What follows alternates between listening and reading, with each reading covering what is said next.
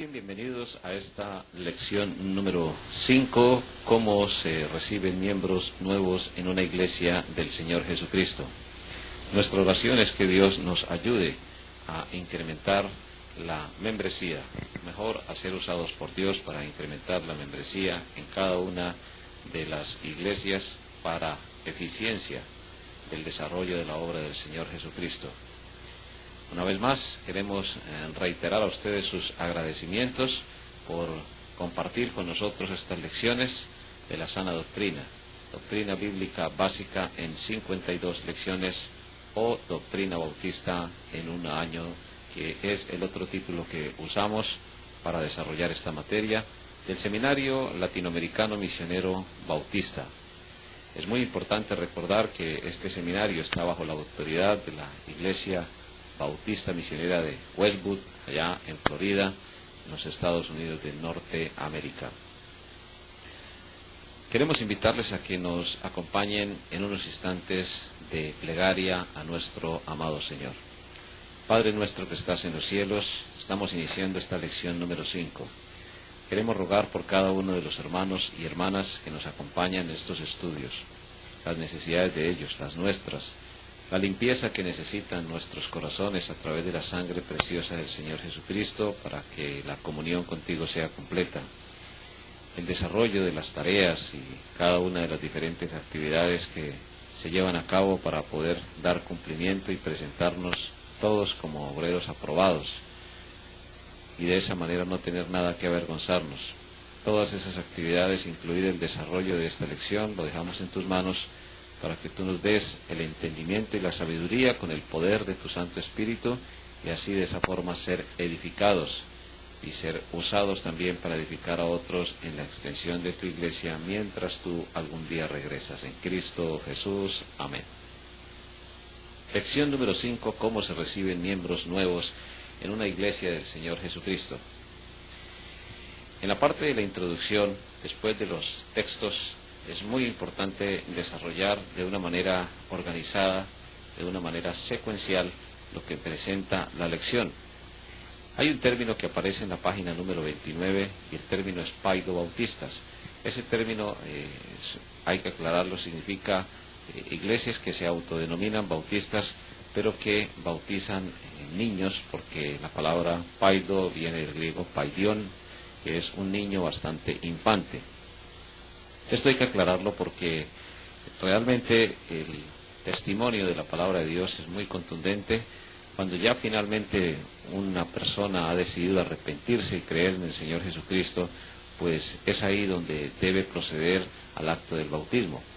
Aclarado este término y reconociendo los requisitos bíblicos que Dios menciona en su palabra, pues es importante reconocer el desarrollo que se nos presenta a partir del material adicional en la página que aparece registrada bajo el número 29.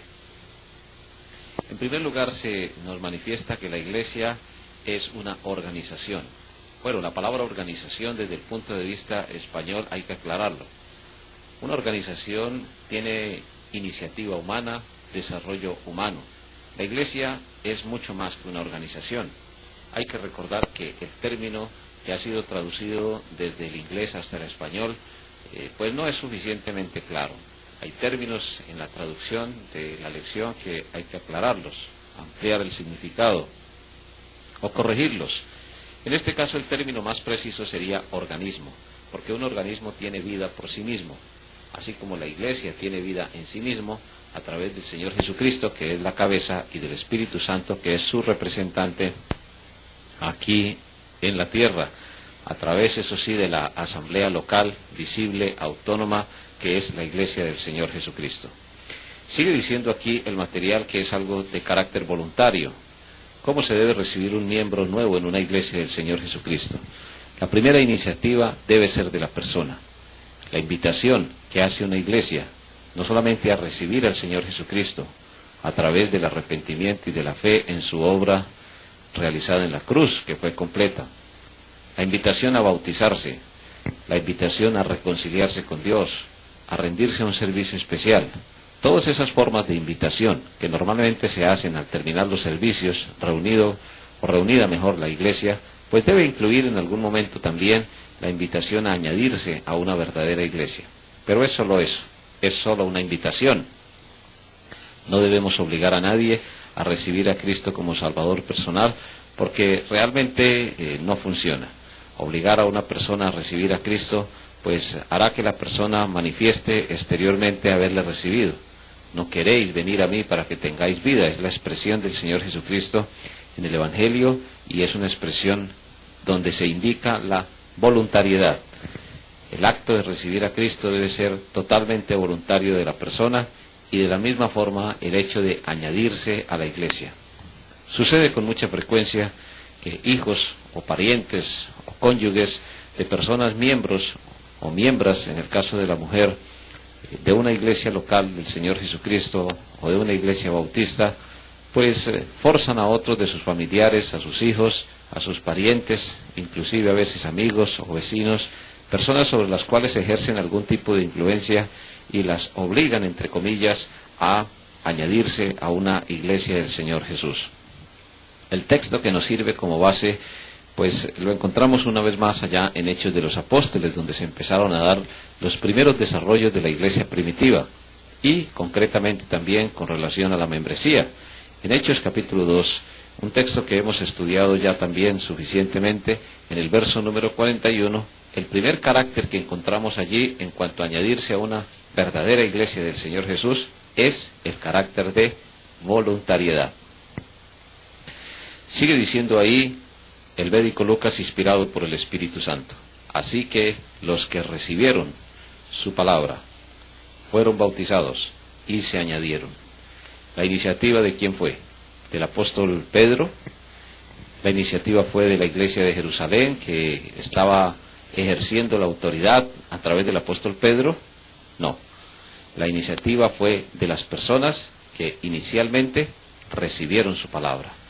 En otras palabras, que se arrepintieron, que creyeron en el Señor Jesucristo. Pero luego viene el acto de la voluntad. Es un acto totalmente propio de las personas. Y se añadieron aquel día como 3,000 personas. La capacidad de esas personas de tomar decisiones se ve aquí muy claramente en la expresión "y se añadieron". La conjugación del verbo indica que la iniciativa fue de ellos mismos. La iglesia estaba predicando el Evangelio, estaba cumpliendo con el mandato de la Gran Comisión, estaba cumpliendo también, además, con el claro propósito de invitar al bautizo. Pero ellos, luego que fueron bautizados, se añadieron voluntariamente a una iglesia del Señor Jesús.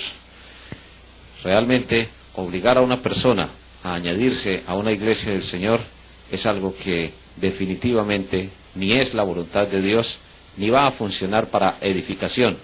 Después, cuando la persona se dé cuenta que ha sido forzada, pues sencillamente tomará una decisión en contra, y ese supuesto miembro se perderá para la membresía de esa iglesia, a no ser que voluntariamente quiera reconsiderar su decisión. ¿Cómo se reciben miembros nuevos en una iglesia? En primer lugar, la iniciativa debe ser voluntaria. En segundo lugar, también hay varias formas de hacerlo, procedimientos ya formales. Se puede decir que el requisito interno es el acto de la voluntad de una persona de añadirse a una iglesia del Señor Jesús. Técnicamente se debe hacer inicialmente por bautizo. Dice ahí en el texto que estamos leyendo, fueron bautizados, es decir, sumergidos, porque ya hemos estudiado en otras oportunidades que la palabra significa eso, sumergidos en el nombre del Padre, del Hijo y del Espíritu Santo, como candidatos correctos. Eran personas con suficiente madurez humana para arrepentirse y creer en Jesús, para hacerlo de la fórmula bíblica y también bajo la autoridad de la iglesia de Jerusalén, que había sido la primera iglesia primitiva a la cual el Señor Jesucristo le dio la autoridad de cumplir la Gran Comisión. Hermanos y hermanas, es muy importante resaltar aquí que la persona, al ser recibido o recibida, en el caso de una mujer, como miembro, previamente ha debido ser bautizada.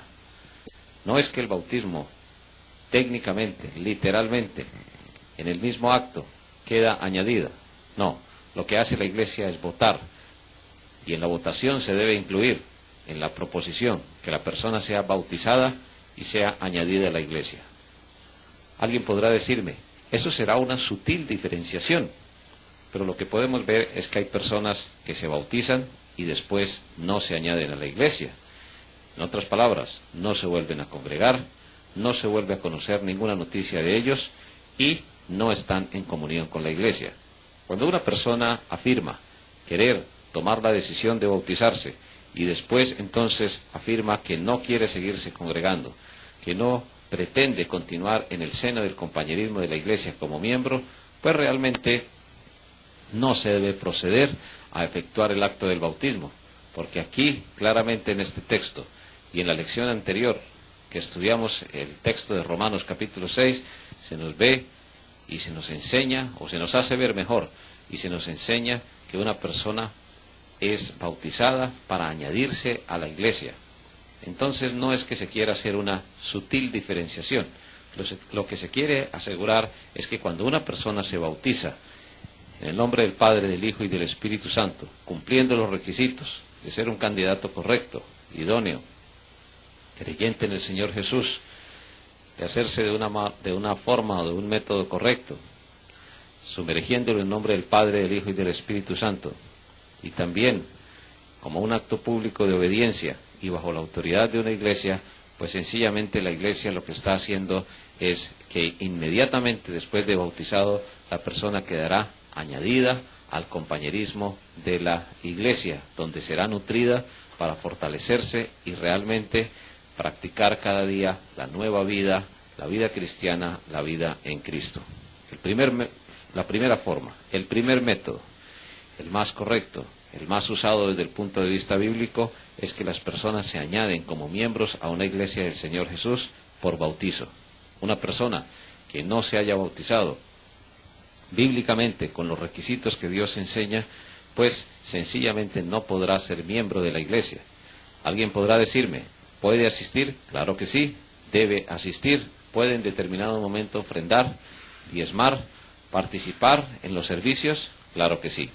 Pero como miembro del cuerpo del Señor Jesucristo hay que bautizarse como acto público de testimonio y después sí empezar a servir en el Señor de la mejor manera, de la forma más eficiente, de la forma que más conviene al Señor, a su voluntad, a su palabra y al desarrollo de la obra. La segunda forma es por carta. Las relaciones entre las iglesias del Nuevo Testamento eran cultivadas a través de cartas. Y otra vez tenemos que remontarnos al texto de Hechos capítulo número 15, donde la iglesia de Antioquía recibe la carta de la iglesia de Jerusalén. El asunto de trasladar un miembro de una iglesia a otra es un asunto entre dos iglesias. La iglesia que ha decidido recibir al nuevo miembro debe escribir una carta después de haber examinado el candidato, después de haber estudiado su bautizo, el origen, la procedencia, su profesión de fe, ya que en el estudio se hace bastante énfasis en esto. Lo primero que hay que hacer al revisar un nuevo candidato para ser miembro de una iglesia es revisar su profesión de fe en el Señor Jesucristo.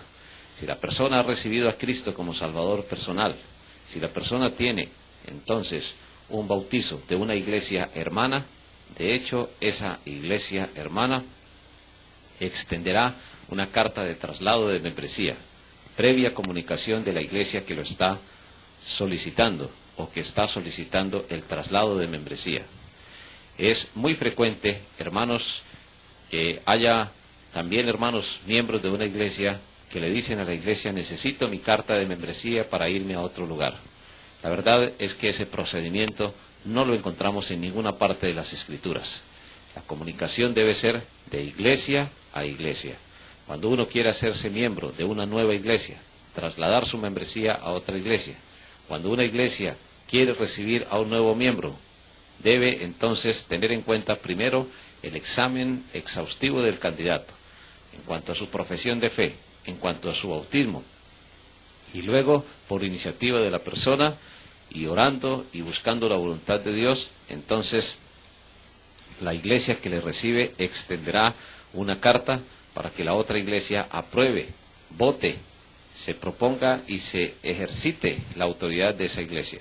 Suele suceder con mucha frecuencia que hay hermanos que se disgustan con el pastor, con algún hermano de la iglesia, o tienen circunstancias personales que no han querido arreglar, y eso se traduce en que la persona va a otro lugar y pide su membresía. La verdad es que para salir de una iglesia hay que dejar todo absolutamente arreglado. Si hay algo que perdonar, si hay algo que arreglar, si hay algo que corregir, pues la iglesia de donde sale debe llamar la atención a ese hermano para que el hermano salga de la membresía de la iglesia, pero salga en paz con Dios, reconciliado con Dios, con la iglesia, con su familia y atendiendo los asuntos con base en la palabra de Dios. La iglesia que le recibe extenderá una carta porque es la forma como se establecían las relaciones de iglesia a iglesia desde el Nuevo Testamento. Es una forma de comunicación. Hoy existen muchas otras formas de comunicación, pero nos sujetamos al texto bíblico de Hechos capítulo 15, en el verso que encontramos allí, número 30, donde podemos encontrar que así la iglesia de Antioquía recibió la carta que fue enviada por la iglesia de Jerusalén. Mis hermanos y mis hermanas, básicamente hemos estudiado ya con suficiente claridad este texto, de tal manera que no vale la pena repetir enseñanza que ya hemos presentado en otra oportunidad. De la iglesia de Antioquía a la iglesia de Jerusalén, de la iglesia de Jerusalén a la iglesia de Antioquía, se cruzaron en varias oportunidades cartas para poder establecer y mejorar sus relaciones, incluida una de las formas de relación de las iglesias, y no la única, es la de traslado de miembros. La tercera forma de recibir miembros es cuando hay que restaurar a una persona. Es muy importante recordar que el Señor enseña a su iglesia a ejercer disciplina. Hay varias clases de disciplina. Aunque la disciplina es motivo de otra lección, pues aquí necesitamos de una manera muy perentoria y muy definida también, y por qué no afirmarlo también resumida, tratar el asunto de la disciplina. La Biblia enseña que existen 3 clases de ofensas que se pueden dar al interior de una iglesia del Señor Jesucristo: las ofensas personales, las ofensas públicas y también las ofensas doctrinales.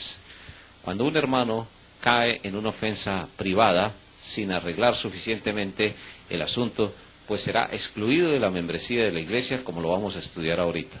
Pero también cuando la conducta de la persona ofende a Dios y a la iglesia de manera pública, la iglesia debe proceder a separar el miembro después de haber seguido el proceso que enseña la palabra de Dios, en caso de no corregirse el ofensor.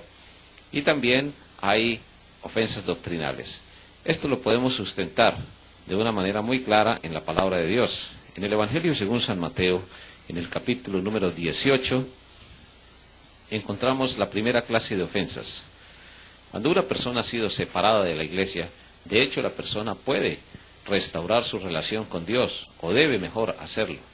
Cuando nuestra relación con Dios se rompe, se daña la comunión, entonces también con la iglesia se ha roto la comunión y es necesario restaurarla. La persona va a llegar nuevamente arrepentida, va a llegar a la iglesia a restaurar su membresía. Y los casos que nos menciona son claros. Mateo capítulo 18 a partir del verso 15. Por tanto, si tu hermano peca contra ti, ve y repréndele, estando tú y él solos. Si te oyere, has ganado a tu hermano. Mas si no te oyere, dice el verso 16, toma aún contigo a 1 o 2, para que en boca de 2 o 3 testigos conste toda palabra. Y sigue diciendo el verso 17. Si no los oyere a ellos, dilo a la iglesia. Y si no oyere a la iglesia, tenle por gentil o publicano, es decir, por incrédulo. Verso 18. De cierto os digo que todo lo que atéis en la tierra será atado en el cielo, y todo lo que desatéis en la tierra será desatado en el cielo. Aquí hay un ejemplo clásico de ofensas privadas, personales. Hay ocasiones en que una persona se siente ofendido por otro hermano, pues debe reprenderle. Y eso no significa regañar, ni formar una contienda, ni un conflicto. Simplemente significa volver otra vez a enseñarle, recordarle la enseñanza de la palabra de Dios, diferenciar lo que es justo de lo que es injusto. Personalmente dice la Biblia que estando la persona sola con el ofensor, es decir, el ofendido debe tomar la iniciativa, buscar al ofensor, reprenderle, enseñarle, y si te oyere, es decir, si el asunto se arregla, has ganado a tu hermano. La ofensa personal se has podido superar. Pero es posible que no escuche.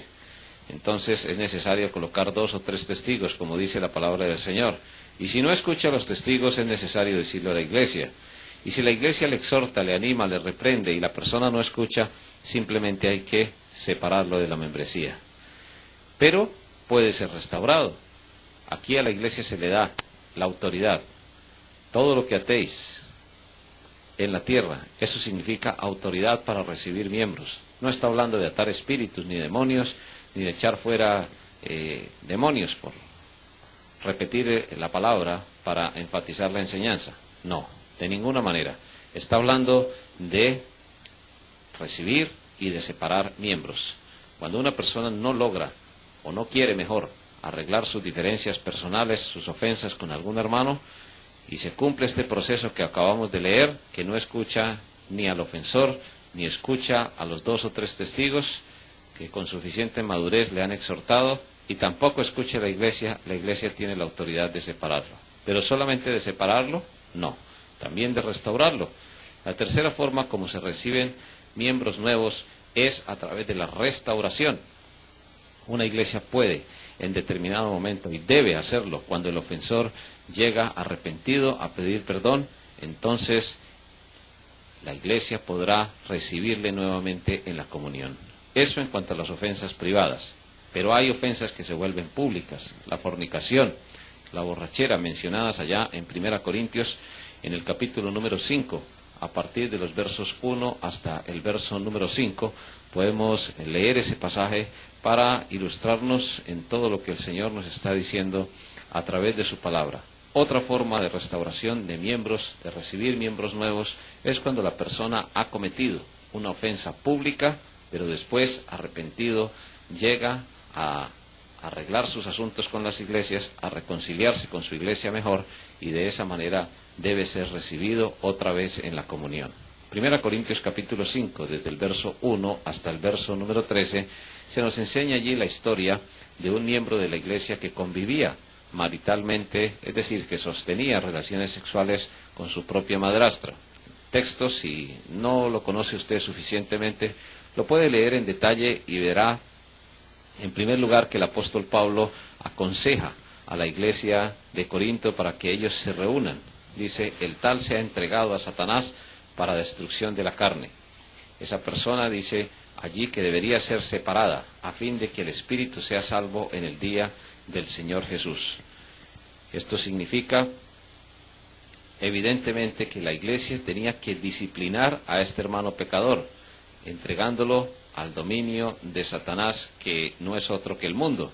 Y el castigo de Satanás sería la destrucción o la ruina, hablando en ese sentido, cuando dice el tal sea entregado a Satanás para destrucción de la carne, a fin de que el espíritu sea salvo. La iglesia tiene la autoridad de separar una persona que haya caído en fornicación. La fornicación es la práctica sexual continua de manera perjudicial. Un hombre con varias mujeres, una mujer con varios hombres, relaciones sexuales entre hombres, relaciones sexuales entre mujeres. Promiscuidad sexual, claro, se empieza a través del adulterio, porque el adulterio es una caída. El Señor nos dice claramente que quien mira a una mujer o un hombre para codiciar, pues sencillamente ya ha adulterado. Pero cuando ya la práctica se vuelve continua, cuando ya se prolonga en el tiempo y está causando serios perjuicios, entonces ya no será un adulterio, ya será una fornicación. Y con base en eso, entonces podemos encontrar que la iglesia debería separar a este hermano. Dice ahí en el verso número 13, porque a los que están fuera, Él los juzgará. Quitad, y esa expresión significa separarlo de la membresía. Quitad pues a ese perverso de entre vosotros. Y los ejemplos son muy claros. Ni los avaros, ni los ladrones, ni los idólatras, y tampoco los que mencionan en el verso 11, maldicientes, borrachos, con el tal ni aun comáis. Y ahí se está refiriendo lógicamente a participar en la cena del Señor.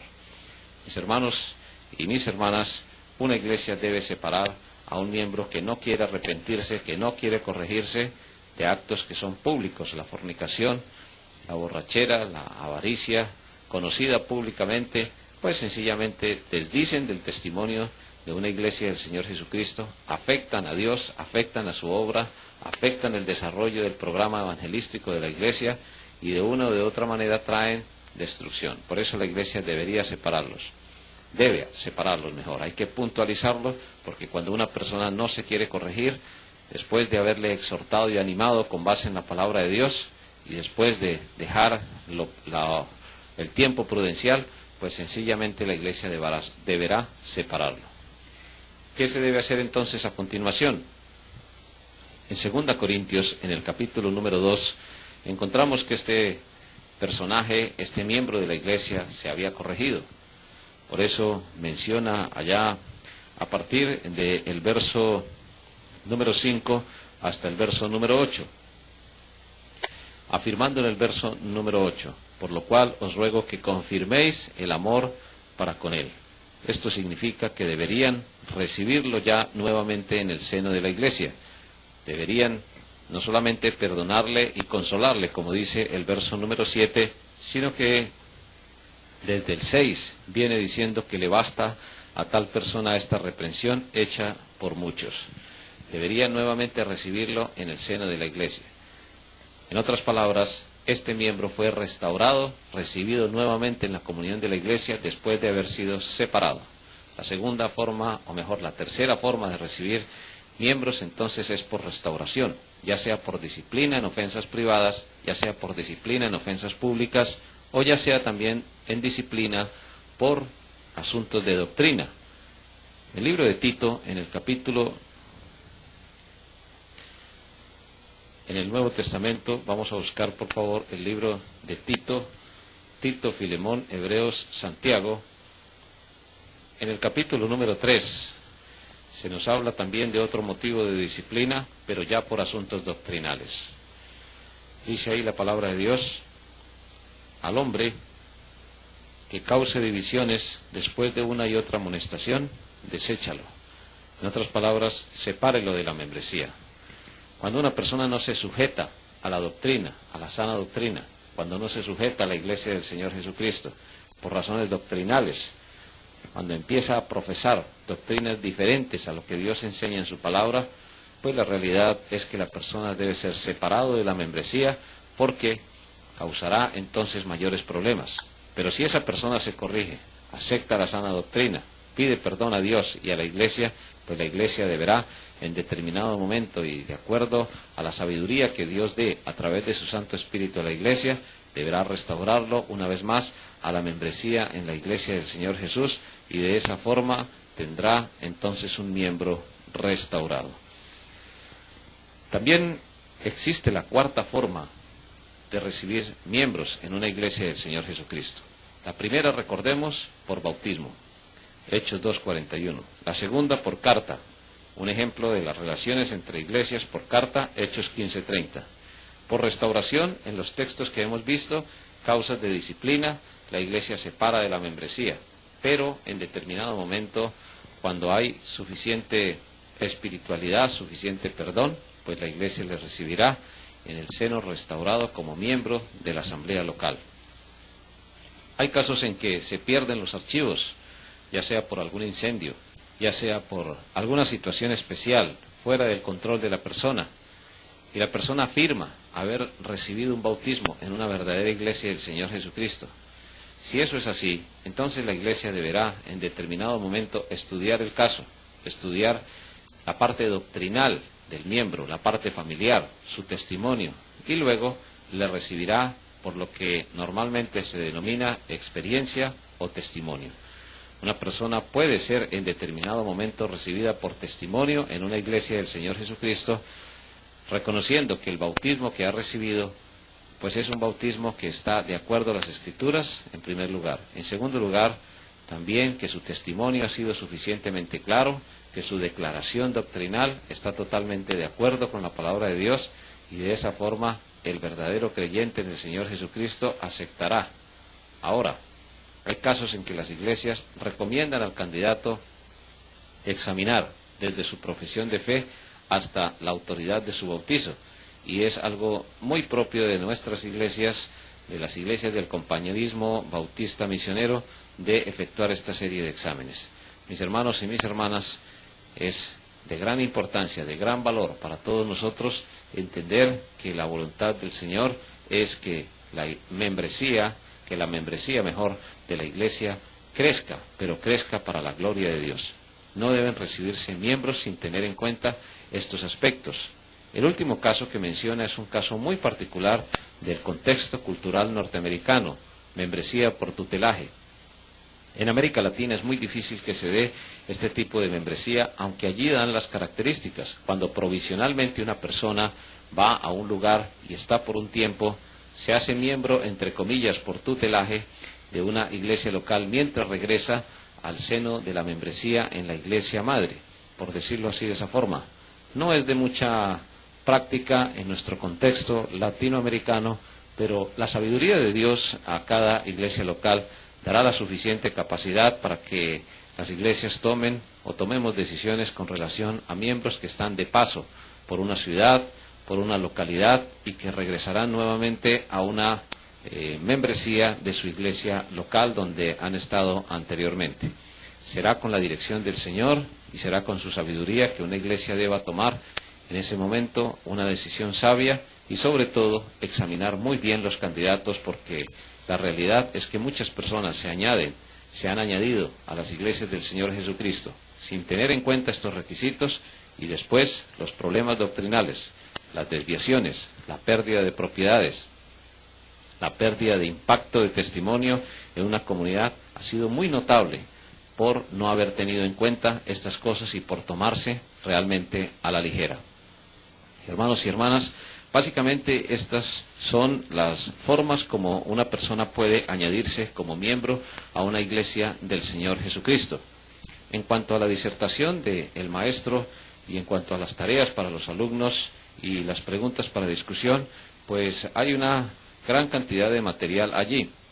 Antes de entrar en esa materia es muy importante recordar que por el solo hecho de que una persona, o mejor, de que una comunidad, una iglesia, se autodenomine bautista, o que una persona diga yo soy bautista, pues no quiere decir que su doctrina va a ser completamente sana. Existen ejemplos allí que menciona en la página número 32 del texto: los autodenominados bautistas libres, generales o bautistas del séptimo día.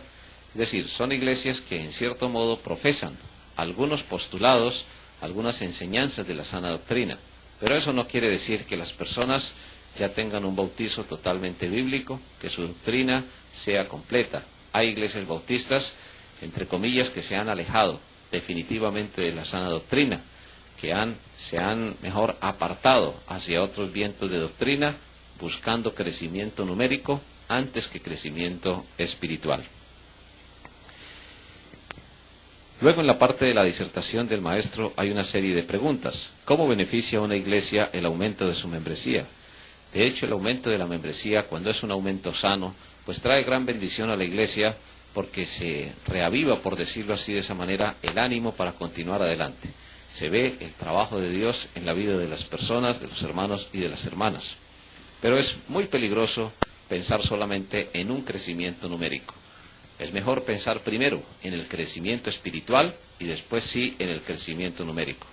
Cuando hay suficiente crecimiento espiritual, entonces el crecimiento numérico vendrá por añadidura, y no al contrario. No es primero lo numérico y después lo espiritual, es primero lo espiritual.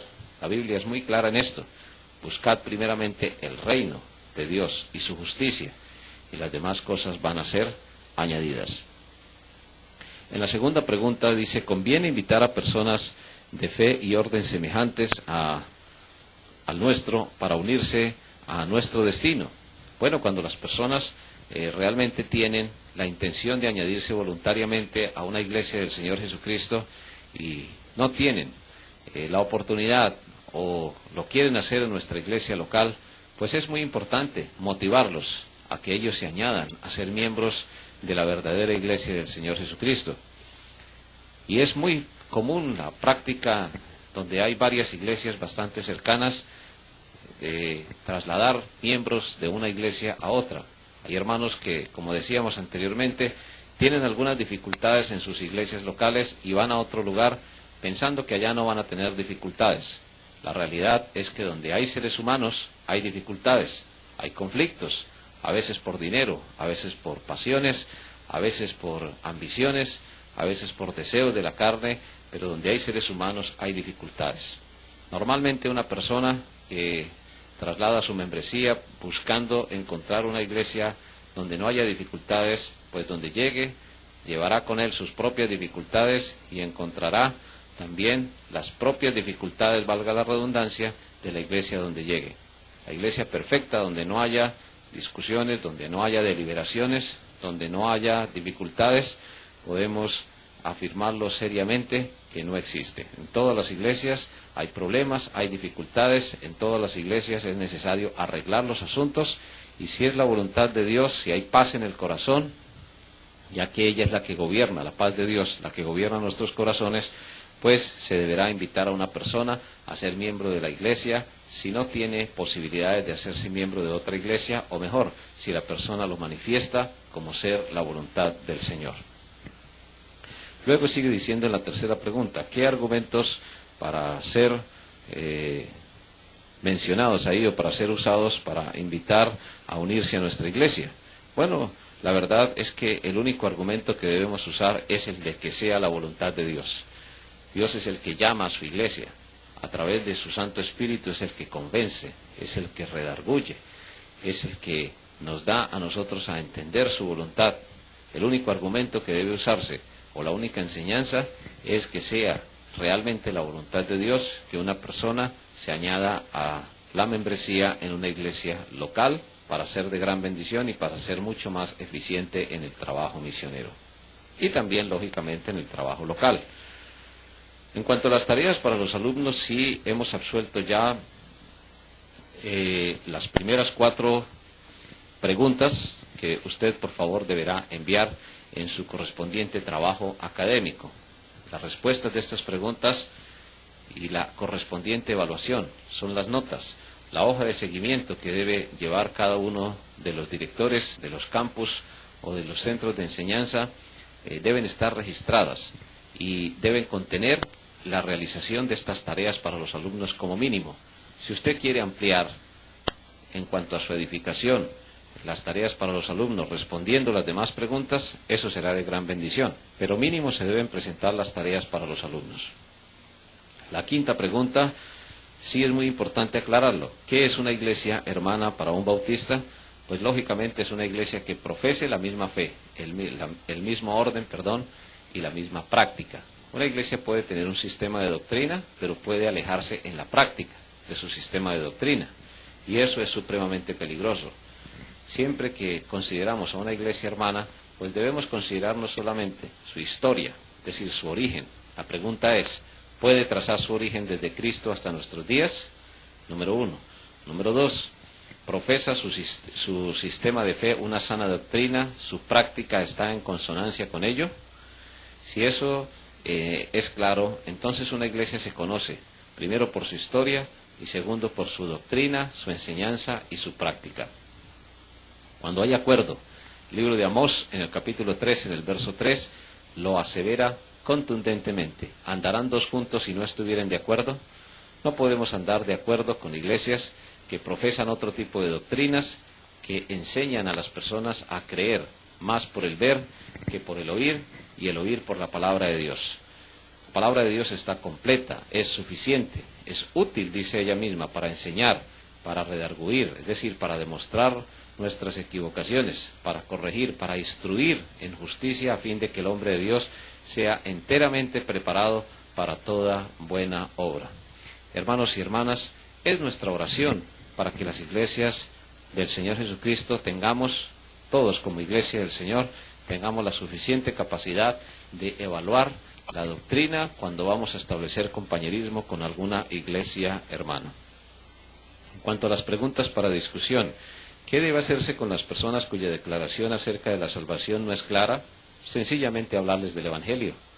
Preguntarles si están seguros que el día que mueran van a ir a la presencia de Dios o no. Enseñarles con la palabra de Dios.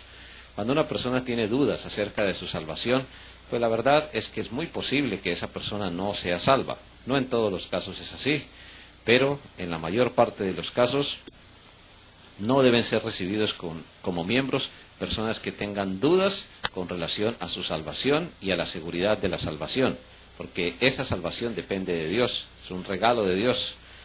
Entonces, el acto del arrepentimiento y de la fe deben ser básicos en el momento de examinar a un candidato.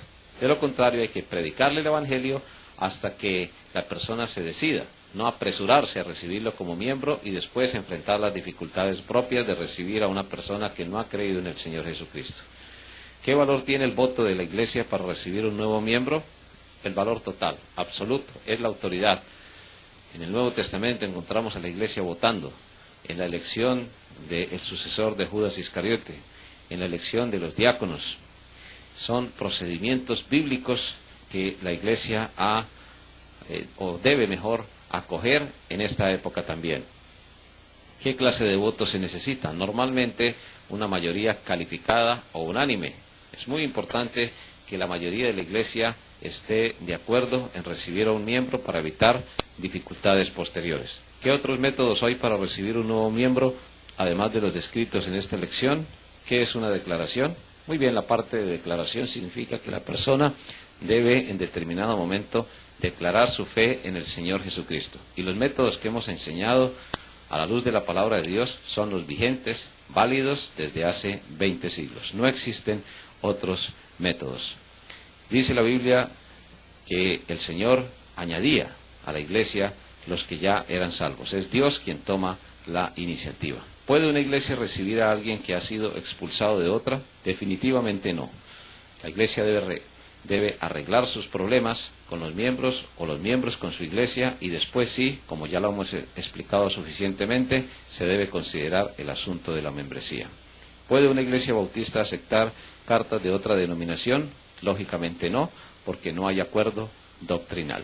Muchísimas gracias por acompañarnos, que Dios nos bendiga grande y ricamente, y sobre todo, que nos ayude a preservar la sana doctrina, tener compañerismos eclesiásticos de iglesia con otras comunidades que no profesan la misma fe y el mismo orden, la misma práctica, traerá serias dificultades y ha causado desviamientos grandes en estos 20 siglos a la iglesia del Señor Jesucristo. Que Dios nos bendiga a todos grande y ricamente, y esperamos las tareas para los alumnos para poder compartir sus inquietudes y también sus enseñanzas. Que Dios nos bendiga a todos en esta lección bíblica de doctrina básica.